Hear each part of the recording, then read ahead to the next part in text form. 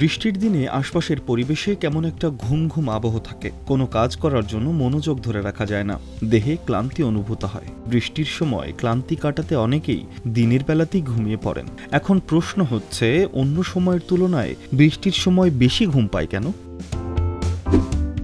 বর্ষণ মুখর দিনে অতিরিক্ত ঘুম পাওয়ার বেশ কিছু কারণ রয়েছে। যখন মানুষের দেহে সূর্যের আলো পড়ে তখন দেহে মেলাটোনিন নামক হরমোন কম ক্ষরিত হয়। এই হরমোন মানুষের স্লিপ সাইকেল বা ঘুমের চক্র নিয়ন্ত্রণ করে। অপরদিকে বেশি সূর্যালোকে সেরোটোনিন ক্ষরণ হয় বেশি, যা মানুষকে আরও সতর্ক ও প্রফুল্ল রাখতে সহায়তা করে। বৃষ্টির সময় আকাশ মেঘলা থাকে, ফলে সূর্যালোক গায়ে লাগার কারণে ক্লান্তি ভর করে ও ঘুম ঘুম লাগে।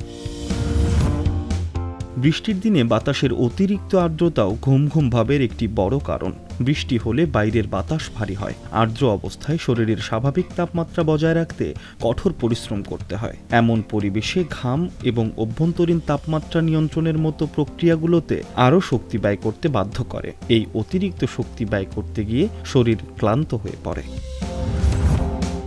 আর বৃষ্টির শব্দ ঘুম ঘুম ভাবের জন্য দায়ী। বৃষ্টির শব্দকে পিঙ্ক নয়েজ বলা হয়। বৃষ্টির শব্দ ছাড়াও পাতার মুড়মুড় শব্দ, বাতাসের শনশন শব্দ ও হৃৎপিণ্ডের শব্দকেও পিঙ্ক নয়েজ বলা হয়। এই ধরনের শব্দ মানুষের চোখে ঘুম নিয়ে আসতে সাহায্য করে।